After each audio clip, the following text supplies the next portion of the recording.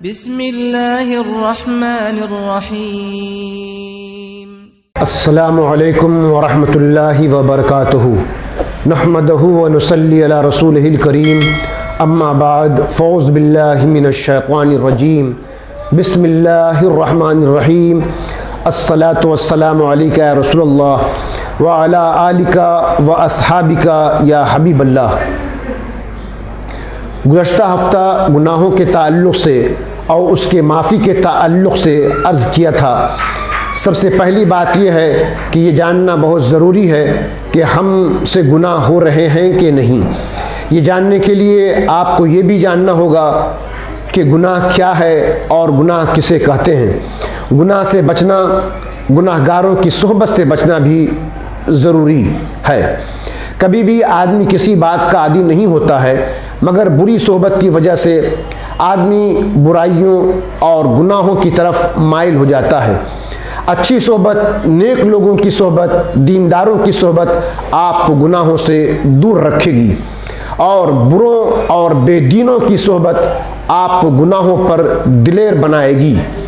اس لیے ضرورت اس بات کی ہے کہ آپ گناہوں کے تعلق سے اللہ رسول کے فرمان کو جانیے، پھر اپنے عملی زندگی پر نظر ڈالیے اور دیکھیے کہ ہم اللہ رسول کی نافرمانی کر کے کہاں کہاں گناہوں کے مرتکب ہو رہے ہیں، اور گناہ گاروں میں ہمارا نام لکھ دیا جا رہا ہے۔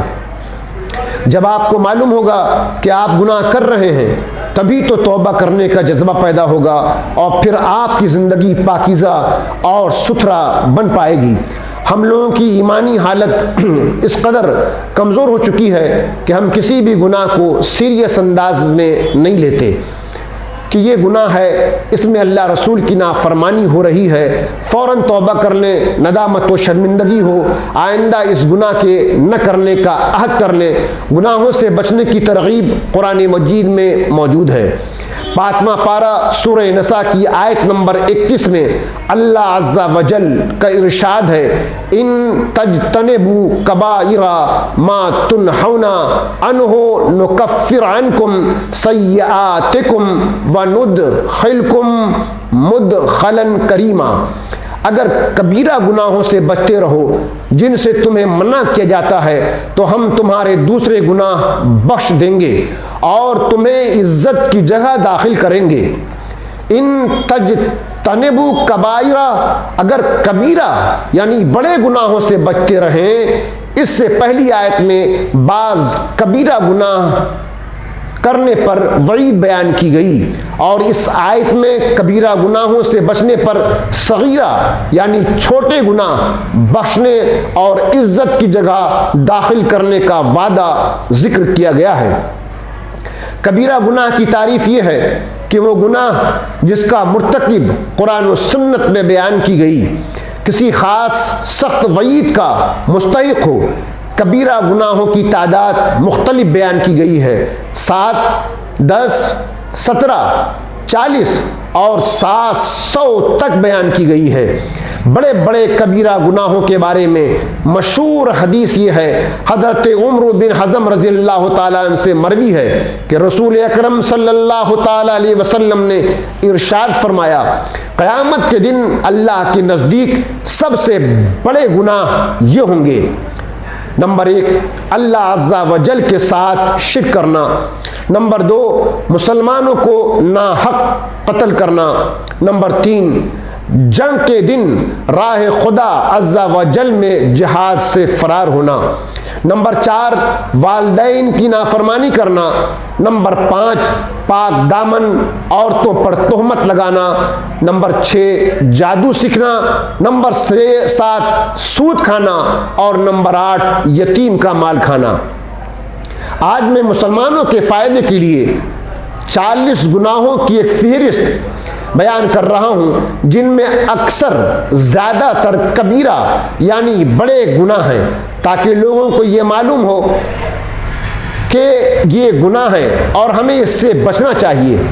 اللہ تعالیٰ کا کوئی شریک ٹھہرانا، ریاکاری، کینہ، حسد، تکبر، خود پسندی میں مبتلا ہونا، تکبر کی وجہ سے مخلوق کو حقیر جاننا، بدگمانی کرنا، دھوکہ دینا، لالچ، حرص، تنگ دستی کی وجہ سے فقراء کا مذاق اڑانا، تقدیر پر ناراض ہونا، گناہ پر خوش ہونا، گناہ پر اصرار کرنا، نیکی کرنے پر تعریف کا طلبگار ہونا، حیض والی عورتوں سے صحبت کرنا، جان بوجھ کر نماز چھوڑنا، صف کو سیدھا نہ کرنا، نماز میں امام سے سبقت کرنا، زکوٰۃ ادا نہ کرنا، رمضان کا کوئی روزہ چھوڑ دینا، قدرت کے باوجود حج نہ کرنا، ریشمی لباس پہننا، مرد و عورت کا ایک دوسرے سے مشابہت اختیار کرنا، عورتوں کا باریک لباس پہننا، اترا کر چلنا، مصیبت کے وقت چہرہ نوچنا، تھپڑ مارنا، گریبان چاک کرنا، مقروض کو بلا وجہ تنگ کرنا، سود لینا دینا، حرام ذرائع سے روزی کمانا، ذخیرہ اندوزی، شراب پینا، بنانا، بیچنا، ناپ تول میں کمی کرنا، یتیم کا مال کھانا، گناہ کے کام میں مال خرچ کرنا، اور مشترکہ کاروبار میں ایک شریک کا دوسرے سے خیانت کرنا، غیر کے مال پر ظلماً قابض ہو جانا، اجرت دینے میں تاخیر کرنا اور امانت میں خیانت کرنا۔ یہ چند باطنی اور ظاہری گناہ ذکر کیا گیا ہے۔ ان سب گناہوں کی معلومات حاصل کرنا اور ان کے احکام سیکھنا ضروری ہے۔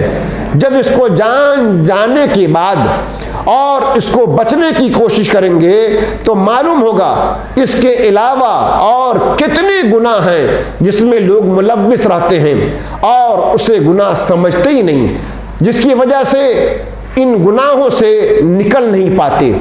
تو اسلامی بھائیوں اور بہنوں، گناہوں کے تعلق سے، توبہ کے تعلق سے آپ علم حاصل کیجئے اور اس کے مطابق گناہوں سے بچیے اور توبہ کیجئے، ندامت و شرمندگی کے ساتھ اللہ تبارک و تعالیٰ کی بارگاہ میں جھک جائیے۔ اللہ تبارک و تعالیٰ معاف فرما دے گا اور توبہ قبول فرمائے گا اور آپ کو عزت کی جگہ میں لائے گا۔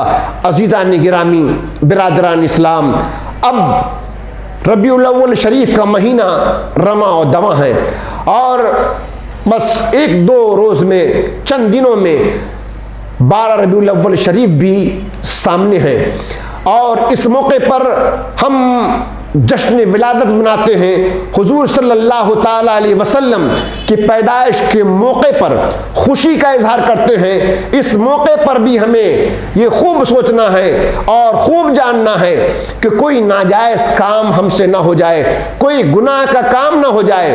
حضور کی محبت میں، حضور کی الفت میں، حضور کی چاہت میں کوئی ایسا کام کر نہ ڈالے جو شریعت کے خلاف ہو۔ حضور کو خراج عقیدت پیش کرنا ہے، حضور کی بارگاہ میں اپنے الفت و محبت کو پیش کرنا ہے، تو حضور کی فرما برداری کر کے، حضور کی اتباع کر کے، حضور کے نقش قدم پر چل کر کے اللہ اور اللہ کے رسول کے فرمان کو مانتے ہوئے جشن ولادت منائیے۔ انشاءاللہ تعالی جشن ولادت منانے کا بھی آپ کو ثواب حاصل ہوگا۔ اس موقع پر خرافات سے بچیے، برائیوں سے بچیے، نظر و نیاز کیجیے، فاتحہ کیجیے، دعائیں کیجیے اور اللہ تبارک و تعالیٰ کی بارگاہ میں خرچ کیجیے، رسول کے نام پر صدقہ کیجیے اور مٹھائیاں تقسیم کیجیے، اچھے کھانا پکوا کر کے تقسیم کیجیے اور گھر میں کھائیے اور خوشی منائیے، کیونکہ 12 ربیع الاول کا دن وہ دن ہے جس دن اللہ تبارک و تعالیٰ نے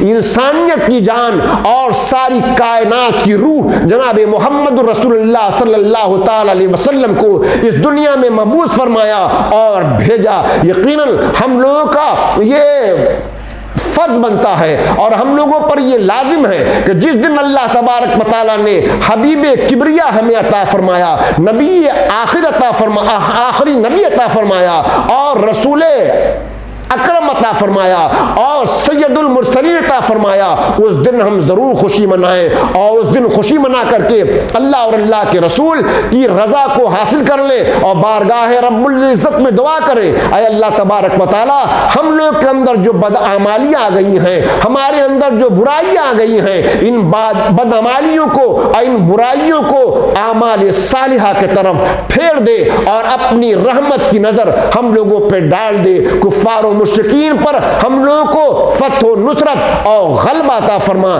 انشاءاللہ تعالی آئندہ پھر کسی اور مضمون کے ساتھ ملاقات ہوگی۔ وآخر دعوانا الحمدللہ رب العالمین۔